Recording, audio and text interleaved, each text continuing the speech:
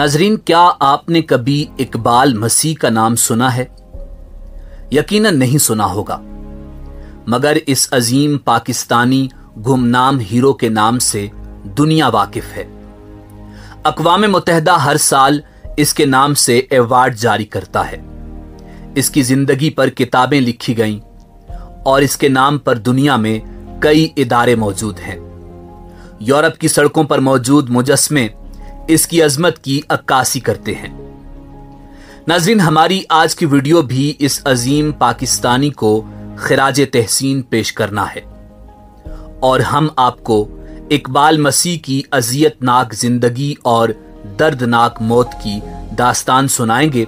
मगर इससे पहले अगर आप हमारे चैनल पर नए हैं तो हमारा चैनल सब्सक्राइब करें और अगर आपको हमारी वीडियो पसंद आए तो लाइक करके हमारी हौसला अफजाई करें। नाज़रीन, इकबाल मसीह 1983 में जिला शेखुपुरा के नवाही शहर मुरीदके में एक मसीही घराने में पैदा हुआ था। इकबाल की वालिदा एक मकामी कारपेट फैक्ट्री में मामूली सी उजरत पर काम करती थी और यही मुलाजमत इस घराने के गुजर बसर का जरिया थी। इकबाल की वालिदा ने उसके बड़े भाई की शादी के लिए 600 रुपए का कर्ज अरशद नामी एक मकामी ताजर से ले रखा था, जो वो बीमारी के बायस अदा न कर पाई और बदले में इकबाल को फैक्ट्री मालिक के हवाले करना पड़ा और सिर्फ 4 साल इकबाल कारपेट फैक्ट्री में मजदूरी करने पर मजबूर हो गया। 6 साल तक के लिए इकबाल दिन में 14 घंटे तक काम करता रहा, मगर कर्ज था कि जूं का तूं मौजूद रहा। इतनी छोटी सी उम्र में ही इकबाल मसीह ने जिंदगी का बदसूरत रुख झेलना शुरू किया। चूंकि फैक्ट्री मालिक सिर्फ एक वक्त का खाना देता था और पूरा हफ्ता रोजाना 14 घंटे काम करवाता था, मगर इकबाल के हौसले बुलंद थे और एक दिन उसके जहन में बगावत ने जन्म लिया। सो वो 1990 को 10 साल की उम्र में गुलामी की जंजीरें तोड़कर भाग निकला। मगर चूंकि फैक्ट्री मालिक असर रसूख वाला था, सो पुलिस को रिश्वत देकर जल्द ही उसे गिरफ्तार कर लिया गया। कुछ दिन कैद में पुलिस के हाथों टार्चर करवाने के बाद उसे दोबारा फैक्ट्री में काम के लिए कैद कर दिया गया। नाजरीन, उस दौर में पाकिस्तान में कई फैक्ट्री कारखानों में बच्चों से कम उम्री में मामूली उजरत पर जबरी मुशक्कत करवाई जाती थी, मगर इकबाल की यह कोशिश रायगा गई और उसे दोबारा फैक्ट्री में काम करना पड़ा और अब की बार काम का बोझ मजीद बढ़ा दिया गया। मगर इकबाल था कि इस गुलामी से न सिर्फ खुद आजादी चाहता था बल्कि हजारों बच्चों को भी आजाद करवाना चाहता था जो जुल्म का शिकार थे। और 1 साल बाद इकबाल दोबारा भागने में कामयाब हो गया। इस दफा खुशकिस्मती से वो चाइल्ड लेबर के खिलाफ सरगर्म तंजीम के पास जा पहुंचा, जिन्होंने पाकिस्तानी कानून की रोशनी में उसे गुलामी के तौक से निजात दिलाई। बादअज़ां इकबाल मसीह अपने ही जैसे तकरीबन 3000 नन्हे मजदूरों की रिहाई का सबब बना। इकबाल मसीह दोबारा फरार हुआ और उसने इस मर्तबा अपने साथ लाहौर के 3000 बच्चों को भी सरमायादारों की कैद से आजाद किया। इकबाल मसीह ने 10 साल की उम्र में बच्चों की आजादी की पहली तहरीक की बुनियाद रखी, जिसका नाम बॉन्डेड चाइल्ड लिबरेशन था। इकबाल एक लीडर बन चुका था, एक 10 साला लीडर, जिसने सरमायादारों की फैक्ट्रियों, भट्टों वगैरह से हजारों बच्चों को आजाद करवाया और जिसकी वजह से चाइल्ड लेबर पर पाबंदी लगी। नाजरीन, दुनिया को खबर हुई तो इकबाल, जो 11 साल की उम्र में भी 4 फुट से कम कद का था, की धूम मच गई। 1994 में इकबाल को अमेरिका मदऊ किया गया और रिबॉक यूथ इन एक्शन के तहत चाइल्ड हीरो के अवार्ड से नवाजा गया, जिसके तहत सालाना 15,000 अमेरिकी डॉलर्स की तालीमी स्कॉलरशिप दी गई। जबकि ब्रैंडीज यूनिवर्सिटी ने इकबाल को कॉलेज की उम्र तक पहुंचने पर मुफ्त तालीम देने का ऐलान किया।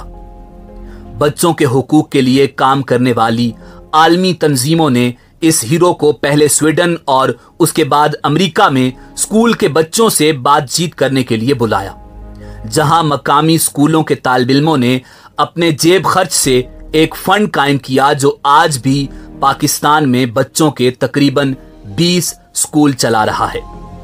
इसी दौरान इकबाल ने 2 सालों में 4 साल के बराबर तालीम हासिल की। हालांकि वो अपने हमउम्र बच्चों से बहुत ही छोटा दिखाई देता था, मगर उसका अज़्म बहुत बड़ा था।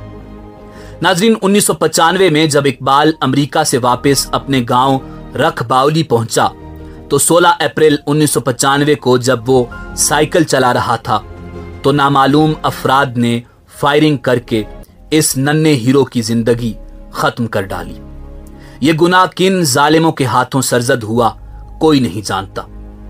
कुछ लोग कहते हैं कि इकबाल को उसी ताजिर ने मार डाला था जिसके पास वो बचपन में काम करता था, जबकि कुछ का ख्याल है कि किसी मकामी किसान को इकबाल मसीह की नेकनामी एक आंख न भाई थी। यह भी कहा जाता है कि उसे अशरफ नामी हीरोइन के आदी शख्स ने कत्ल किया। इकबाल की मौत की खबर मारूफ अमरीकी अखबार दी वाशिंगटन पोस्ट के मेन पेज पर शाये हुई, जो इस बात का सबूत था कि दुनिया इस नन्हे हीरो से कितनी मुतासर थी। नाजरीन, इकबाल की मौत के बाद कनाडा के मकामी नौजवानों ने फ्री द चिल्ड्रन नामी तंजीम की दाग बेल डाली, जबकि इकबाल मसीह चिल्ड्रन फाउंडेशन का भी आगाज किया गया, जो जबरी मजदूरी करने वाले बच्चों को इल्म की रोशनी की तरफ लाने के लिए काम करती है। कनाडा में आज भी इकबाल मसीह के नाम से चिल्ड्रन राइट्स फंड इशू होता है। 2009 में अमरीकी कांग्रेस ने सालाना इकबाल मसीह अवार्ड का आगाज किया, जो दुनिया भर में बच्चों के हुकूक के लिए काम करने वाले अफराद में से हर साल किसी एक को दिया जाता है। 2014 में जब भारतीय शहरी कैलाश को नोबल इनाम से नवाजा गया तो उन्होंने भी अपनी तकरीर में इकबाल मसीह को खिराज तहसीन पेश किया। इकबाल मसीह का तज़किरा अतालवी मुसन्निफ फ्रांसिस्को के नावल्स में भी मौजूद है और उसकी जिंदगी पर कई डॉक्यूमेंट्रीज बन चुकी हैं, लेकिन कुछ ना मिला तो वो उसे उसके अपने मुल्क से ना मिला। पाकिस्तान में ज्यादातर लोग इकबाल मसीह को जानते ही नहीं और यकीनन आपने भी इकबाल मसीह का नाम पहली बार सुना होगा, क्योंकि हम जिस मुल्क में बसते हैं उसका कंट्रोल सरमायादारों के हाथ में है और इकबाल आवाज है जिद्दोजहद की, सरमायादाराना निजाम के खात्मे की, और ये मीडिया अखबारात कभी भी इकबाल के बारे में नहीं बोले और ना ही बोलेंगे, क्योंकि ये सब सरमायादारों की कंपनीज हैं। पार्लियामेंट से लेकर अदलिया से होते हुए ब्यूरोक्रेसी के दरवाजों से निकलकर मीडिया के दफ्तरों तक हर जगह सरमायादार बैठा है।